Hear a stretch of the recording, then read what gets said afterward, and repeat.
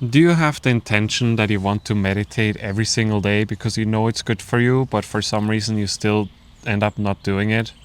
Because that's how I felt for the last few months. I know every day I want to meditate, but I somehow still keep pushing it away, keep procrastinating it, and I end up not doing it. Here are the 4 reasons why we don't meditate, even though we know it's really important and good for us.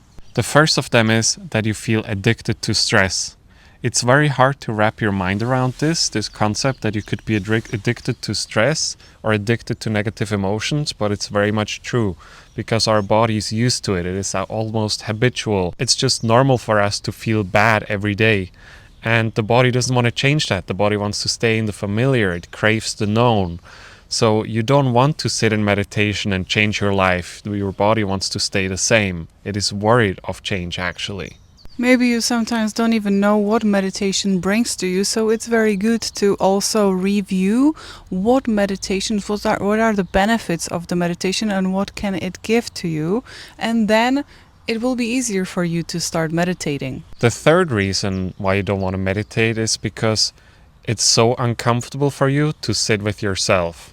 I mean, I have this, when I don't meditate for really long periods of time, and then I force myself to sit down once and just close my eyes and meditate.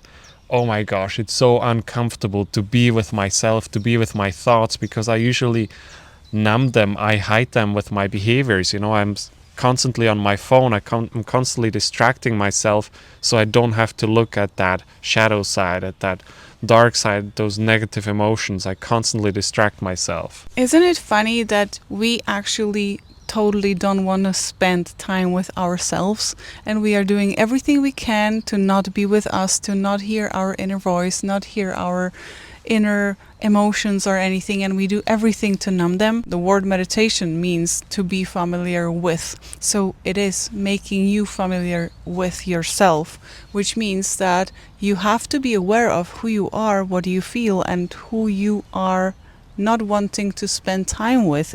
A really good example is my father. He always told me that I should constantly be working. I should never have enough time or too much time when I'm not working, because otherwise you listen to your thoughts and you can go crazy, right? So a lot of people adopted it as a wise mindset for themselves, that they constantly have to be busy with something, because the moment they have a quiet time, the moment they can't do anything, they have to deal with themselves. But the truth is, we always have to deal with ourselves, whether we want to or not. I actually have a story from Dr. Joe Dispenza's retreat in Cancun, and all my meditations lately and in Cancun were very, very pleasant and very nice. But there was one meditation at the end of that meditation when we do lay down, because we do sitting up meditations and then we do lay down. Then it just came up to me. There were people distracting, and I started to be angry. And I felt so much anger, and I wanted to just smack something, just really, really hurt something, or somebody. And because people were disrespectful, and then the emotion of anger started to take me into this nice way towards super heightened state of anger, and I just observed it, and I knew in that meditation that I am not the anger, but I would observe it and I would be with it. And it was such an important meditation for me. It helped me so much, because after that meditation I shared that with Raphael, that I was feeling very angry. And from that moment, I have never felt that anger anymore. I just know that it's very uncomfortable sometimes to sit in a meditation and face those crazy emotions, and the mind serves to you millions of reasons why you have to hate that person, why you have to be angry at that person, and why you are actually justified to hurt this person or that person. But it is just the mind, and if you sit with these emotions long enough and you're present with them, like I was in Cancun, it was extremely intense, then you might be very calm in life. You might be aware, hey, this is anger emotion, I am aware of you, okay, I'm with you, but I'm doing this and that, and you are not going to take over and lead my life. I'm the master here. So this is very important. And the subject of the anger is never the reason why you're angry. It's about the emotion that we have to sit with and sit through so it actually can process and leave our bodies. Yeah. And that's exactly the uncomfortable part of meditation, that we have to sit with ourselves, listen to our thoughts, and see where our mind is going all the time. That's the moment when we see what's actually going on behind the scenes. So that's a reason why people try to not do meditations. But also, when we do meditation, it is a reason for it because we want to connect with something inside of us which gives us life, with this divinity inside of us which can guide us through our life. And sometimes these emotions want to be between you and the divine. When you are sitting long enough in these meditations where your intention is to connect with the divine, then this is going to also be amazing for you, because then you will basically remove these emotions and you will be just in a deeper connection and a tighter connection with your divinity. Which leads us to number 4, that we don't have a strong enough intention or vision why we want to do the meditation. If we are not inspired to do the meditation, if we are not inspired to take action, actually sit in meditation and use it as a tool to transform our lives, then we're not really tempted to do it.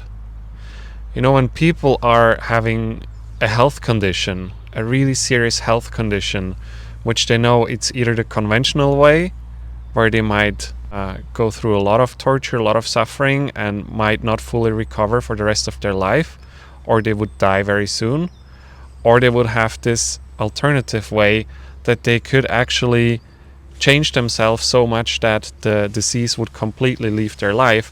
They have a very, very strong intention. They are very determined to meditate. It is a lot easier when you're going through such a big struggle that is just so, you can't ignore it anymore. It is so strong that they have a very strong intention to meditate. It is a lot easier to do it from this state of being than if you're kind of okay and you try to just meditate to change your life a little bit. This is what people in our community from Dr. Joe Dispenza are doing, because they are changing their lives and they are healing their bodies and creating abundance in their life all the time. You meet all the time people like this when you go and meet some people who are doing Dr. Joe Dispenza's work. So that's why we are referring to this, and we recommend Breaking the Habit of Being Yourself book, which you can change your life with and change your condition with. It is very helpful when you can create a strong intention, when you know you're moving towards something that moves you, that inspires you, that makes you excited, because then it's a lot easier to do the meditation. But for the last few months, even though I have an inspiration, I have a vision, I still didn't do the meditation. So here comes the thing that I learned yesterday. Yesterday I forced myself to meditate again, even though I didn't really feel like it. And for those 30 minutes, I realized something very important. I am living most of my time in the 3-dimensional reality. I live in lack. I live in negative emotions. I complain, I judge, and I feel jealous at people. I'm very limited in the 3-dimensional reality. But in those 30 minutes, I could have some time where I could tune into greater energies, greater frequencies, where I could feel whole, where I could feel abundant, where I could be free of lack for a moment. And those 30 minutes were worth it for me. After the meditation, I take it with me, this feeling, this feeling of wholeness, this feeling of abundance, and I try to hold it as long as I can. If I lose it after 10 minutes, so be it. Next day, I go at it again. And this is for me very inspiring, to meditate just for the sake of not feeling lack for some time, or feeling some wholeness for some time. So if you are unhappy in your life, sit in a meditation. Just sit and close your eyes and feel happy, at least for 20 minutes a day. So you give to your body and to your soul something which they can live with. Because if you feel unhappy 24/7, you can feel happy at least 20 minutes out of it, and maybe you will like it so much that you will extend that period and you will bring it into your 3D life from the 5D.